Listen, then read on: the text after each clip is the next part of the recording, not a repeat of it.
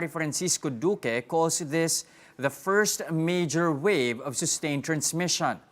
This comes after Duque told senators yesterday that the country is now on the second wave of the outbreak.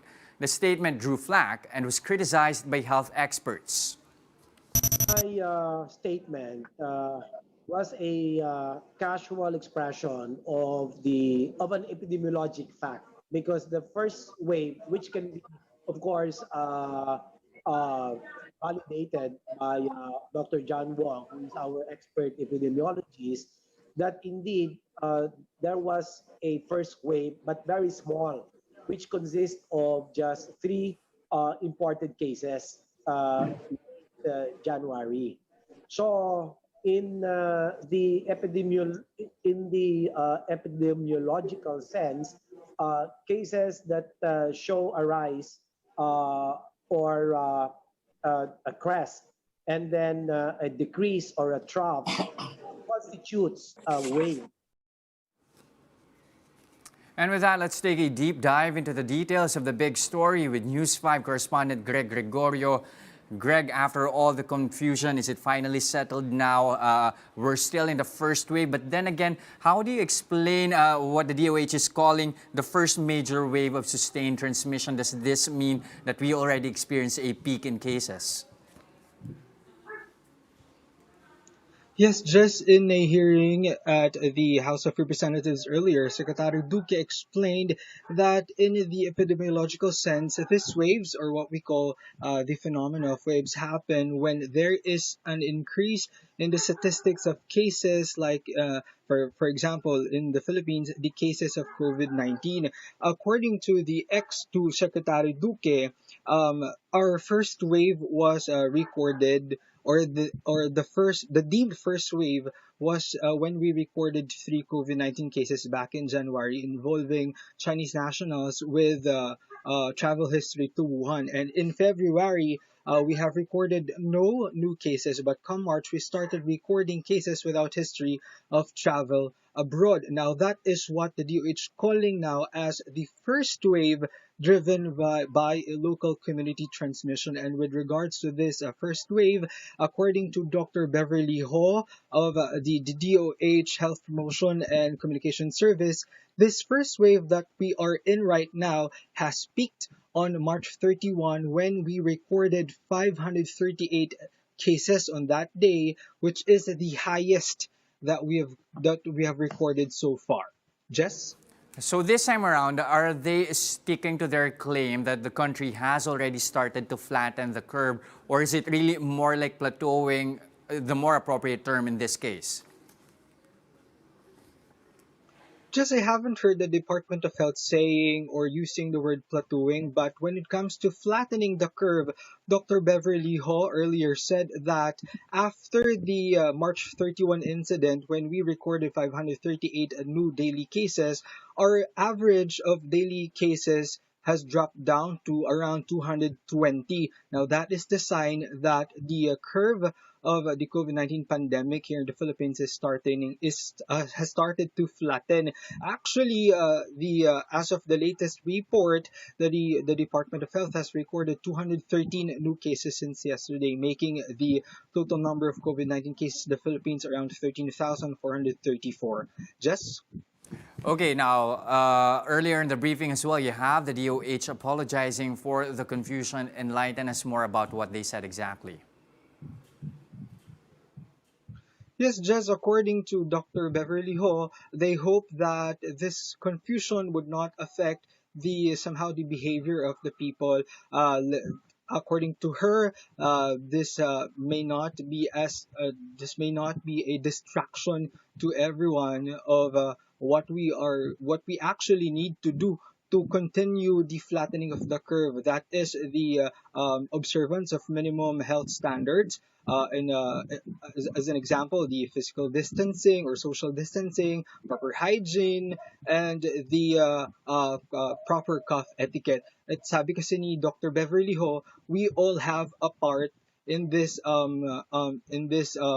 advocacy, or in this drive to flatten the curve of COVID-19 in the Philippines. Jess? All right, thank you for that report, Greg Gregorio. New coronavirus infections in the Philippines continue to pour in at around 200 cases daily. As of 4 p.m. on Thursday, more than 13,400 people have been infected with SARS-CoV-2. Of that number, around 9,500 are active cases. 4 people lost their lives to the virus overnight, with the death toll now approaching 850. 68 patients recovered from the disease on Thursday. Currently, 3,000 people have survived the SARS-like disease. Unlike other cities, Parañaque chose to employ a calibrated lockdown. And on Thursday, some 15 areas in Baclaran were closed off as the LGU conducts contact tracing and targeted testing. Justine Punsalang with the story. Unlike the hard lockdown other cities in the metro have employed in high-risk barangays, the local government of Parañaque City chose a calibrated lockdown where only specific areas are shut down and not the entire barangay. In Barangay Baclaran, 15 streets have been closed off, but other areas remain under modified ECQ. Logically, hindi po health-wise na i-lockdown yung buong Baclaran sa kadahilanan, hindi naman po lahat ng area may clustering at may new cases.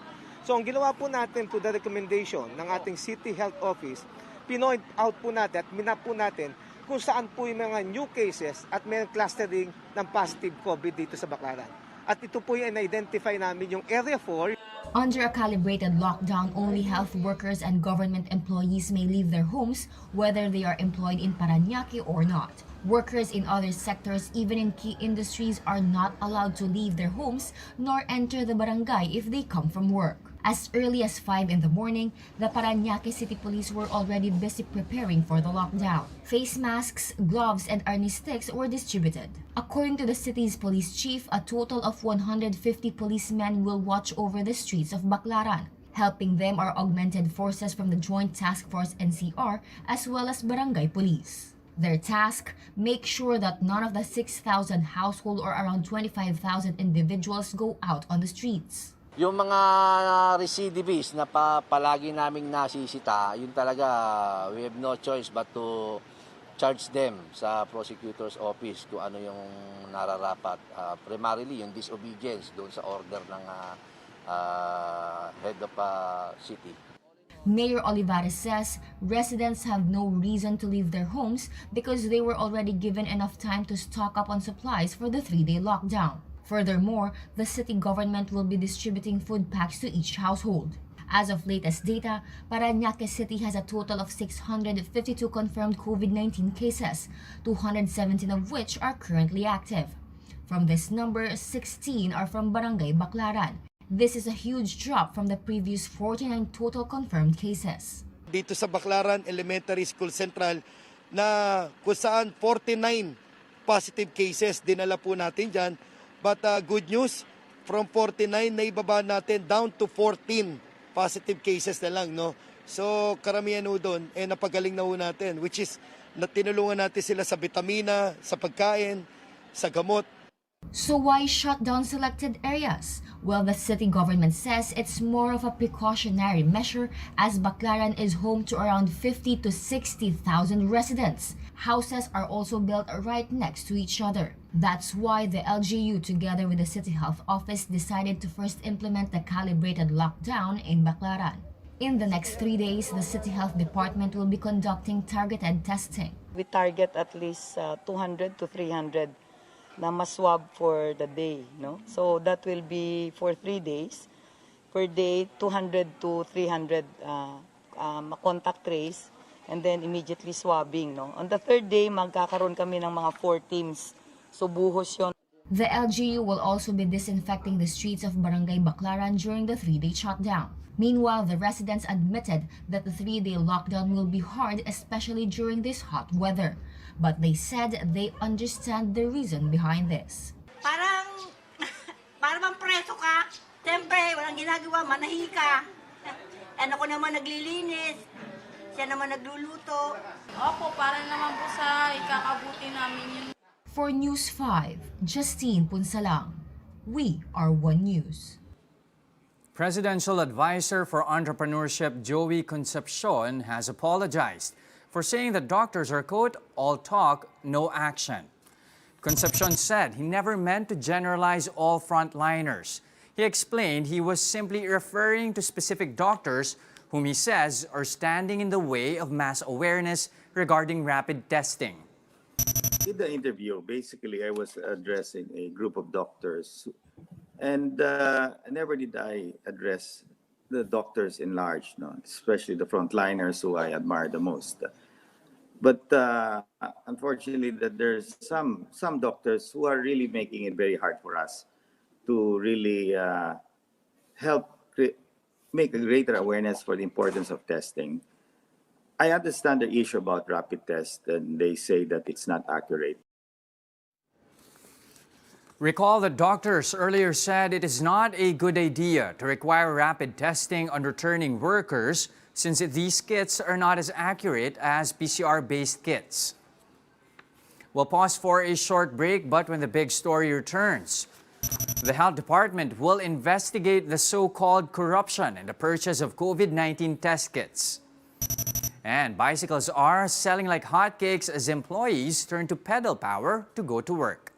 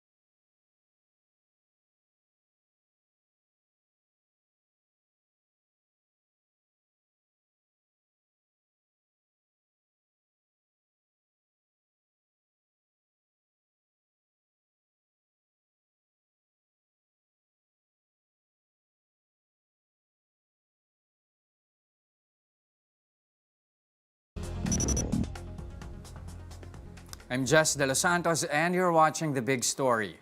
With public transportation and ride-hailing apps still suspended, there's a new normal way to get to work. Laila Pangilinan has the details.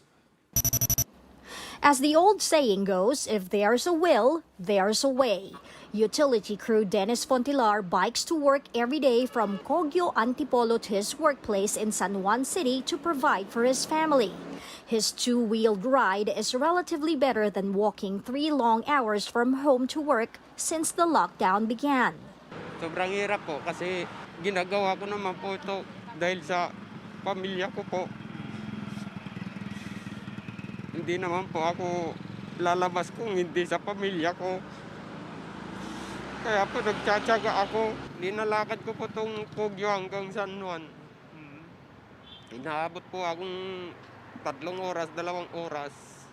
Kaya nung binigay yung 13-month namin nakalate, binili ko po niyan. Para hindi na po ako maglakad. Meanwhile, in Quiapo, Manila, groups of people like Dennis are hopeful to score cheap but decent bikes so that they can pedal their way to work. Staff of bike shops admit demand for the two-wheeled vehicle has spiked so much recently that stocks are already running out. Nag-start na maging malakas actually mga last few weeks pa. And then sa sobrang lakas, halos ubos na po yung mga stocks natin. Ang hinahanap ng mga mamimili ngayon yung around 6,000 to 8,000 kasi yung mga kaya ng mga budget ng mga kababayan natin. So unfortunately, nauubos na siya. And then from suppliers, wala na rin tayong makuha. Kaya yung iba napipilitan ng bumili kahit na medyo mataas ang price. Leslie says folding and mountain bikes are a hit among customers. Gusto nila makapag-save ng espasyo sa bahay nila, kaya folding bike yung binibili nila. Pero ngayon, halos karamihan yung mga regular employees sa iba't ibang company, puro mountain bikes ang hanap. Kasi mas madaling gamitin. The new normal is also very evident in the bicycle market along Quiapo. Sanitation mats, markers on the sidewalk, and signs that remind people of social distancing are a common sight. And if those are not enough, Kagawad with his mighty megaphone is constantly barking reminders to shoppers about safety protocols. Sundan lang po natin yung mga bilog na yan, no? Para mabilis ang pagdaan natin. Kasi mga dadaan, bigyan lang natin ang daanan. Meanwhile, a different scenario awaits you at the port area. Social distancing is still observed, but there are no markers on the ground. They also have a techier way of selling bicycles here. For those who can't go to Quiapo or the port area, you can always go online and have your bicycles delivered straight to your home. Jaya's physical and online shop has been busy since April. So if you don't feel like waiting long hours for your turn or just hate the summer heat, PM is key. Online po talaga. Pipili din sila dun sa mga post namin. And then PM po nila kami kung available pa po. Cash on delivery po. Papadala lang po ng free shipping. Because of the high demand for bicycles, shop owners admit that prices have also increased by up to 2,000 pesos per bike. The main reason is still pandemic-related, as most factories abroad have shut down and are unable to ship parts to the Philippines. But you can always try to bargain your way to your dream bike, just like Adeline, who got a 500 peso discount and got a cool mountain bike for 8,500 pesos. Adeline is a Coast Guard frontliner. Shuttles are available, but she would rather bike to work and give her seat to someone else. Mahirap po si isang katulad kong service woman po na on call lagi. Sobrang hirap po lalo na ngayon na crisis, walang matinong transportation, kailangan po talaga. Parang service ko na din since hindi rin ako marunong magmotor, tsaka exercise na din every day. Bing Bong from Caloocan is on a biking splurge as he bought not one, but 2 bikes for his wife. He owns a motorcycle but explains that buying 2 bikes is still cheaper than paying fines daily for violating the no back riding policy. Nga po dahil nga po sa Enhance community, bawal po yung marami. Backride, bawal. Yung asawa ko po, hindi ko maangkas sa likod kasi titikitan ako, 5,000 po yung ticket. The cheapest mounting and folding bike on the market ranges between 6,500 to 8,000 pesos. You can also buy a ladies' bike for 4,000 pesos. But if you're eyeing a road bike, you better dig deep into your pocket and fish out 10,000 pesos. And for those who want to relive the 80s, you can purchase a BMX for 5,800 pesos. But if you're a frontliner with a tight budget, there are people like Anne who lend bikes at no cost via social media. There they can just post na borrowing, kunyari a bike, kunyari I'm a nurse from, yung mga ganon, kung ano man yung kanilang description, tapos area, important yung area, so that makikita yun ng lender from that area, tapos pwede na kayong mag-chat, mag-PM. For News 5, Laila Pangilinan, we are One News. Now moving on to other big stories today. The Health Department will investigate the alleged corruption in the acquisition of overpriced COVID-19 test kits and equipment in the country. Iloilo Representative and former Health Secretary Janet Garin-Baird, a local supplier, is selling test kits 3 times more than the price of manufacturers. Garin did not identify who the enterprising business person is, but she said the person's name starts with an O and is connected to a couple whose initials are VE. Pumasok itong mag-asawa na sila daw exclusive, although nagtaka rin kami kasi yung kanilang exclusivity parang I think March 30 or March 31 lang lumabas. Ang gusto nila i-cancel namin yung order sa China, idaan sa kanila, pumayag tayo. Ngunit nagkaroon ng problema kasi yung mga equipment na darating nung May 11, tila nagkaroon ng kaguluhan. And then we realized that this company was trying to divert the orders of the donors to other private individuals sa binentahan rin nila. Up to 5 million employees are at risk of losing their job amid the pandemic, and the Labor Department warns finding a new one could be tougher if you don't sharpen and modernize your skills to cope with the new normal. Shaila Francisco has a story. Christine was supposed to be regularized in her work at a finance company last April. Instead, she received an end-of-contract notice from her employer. Businesses have been struggling to survive amid the coronavirus crisis. Being a single parent, she's now looking for new jobs to provide for her 4 children. Wala pang assurance na matatanggap.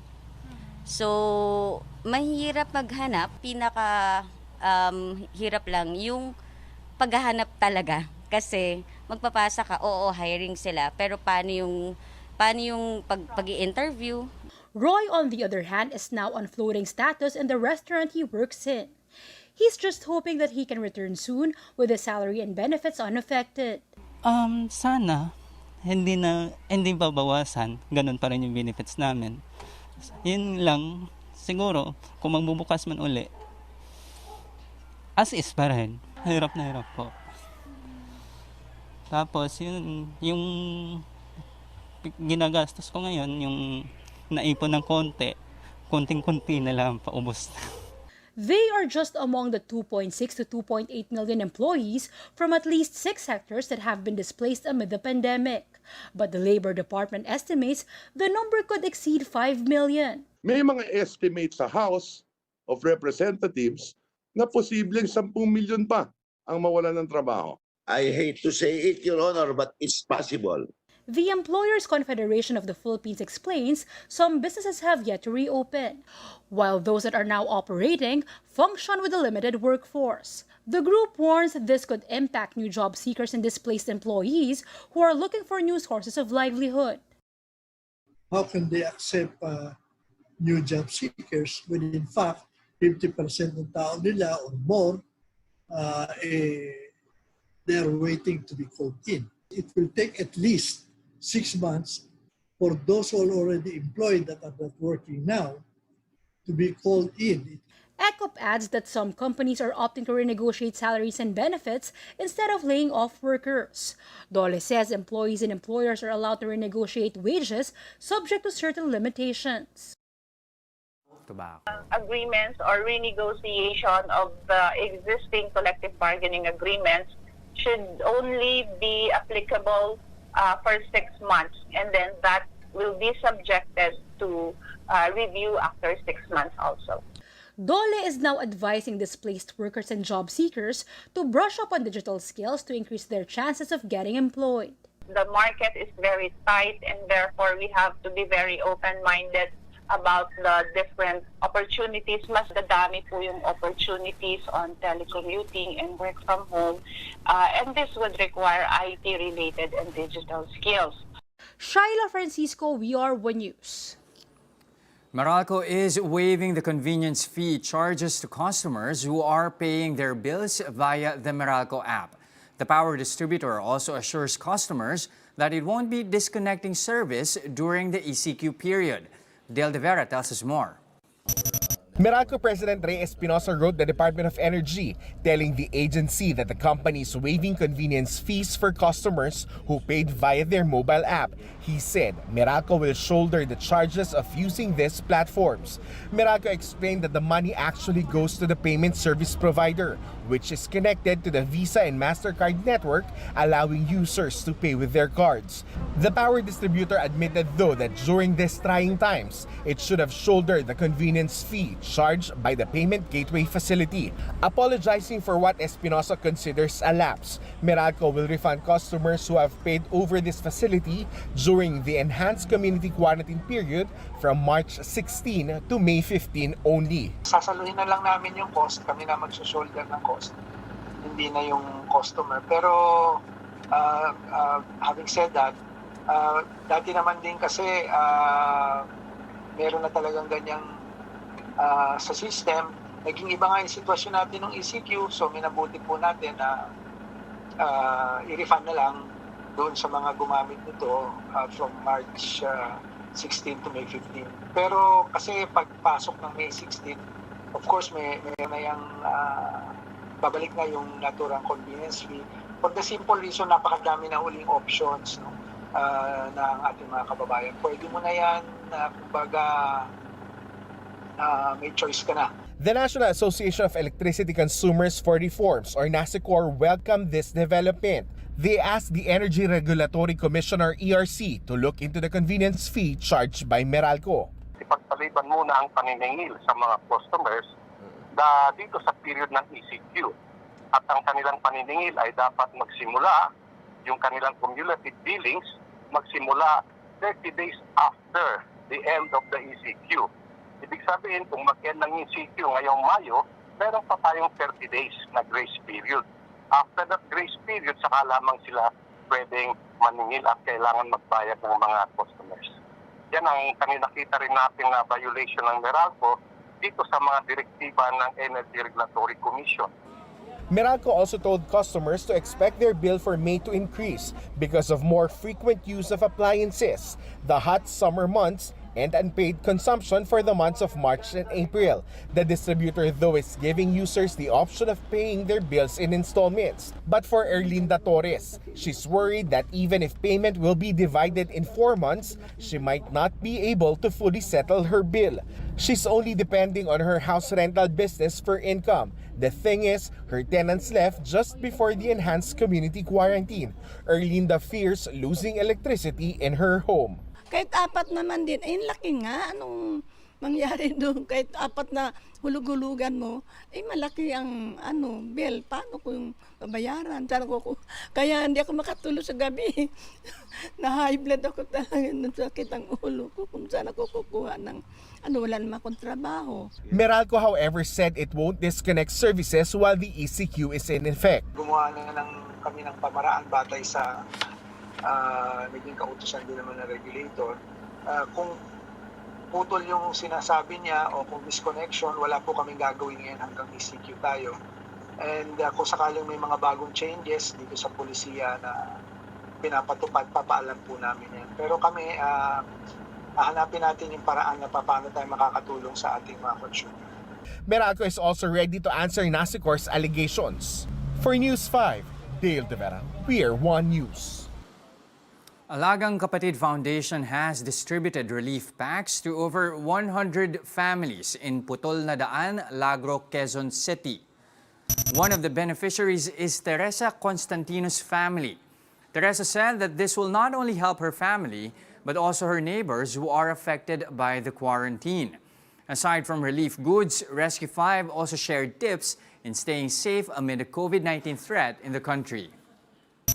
Bigay niyo sa amin ito ay malaking biyaya po para sa amin pong lahat dito sa lugar na to. Malaking tulong na po ang inyo na ibigay po sa amin. Muli po, maraming salamat po sa TV5. And that wraps up today's big story. Catch us again tomorrow at 8 p.m. on Signal Channels 8 and 250. Please like our Facebook page, One News. For more in-depth analysis, visit our webpage, onenews.ph. I'm Jess De Los Santos. We are One News. Good evening.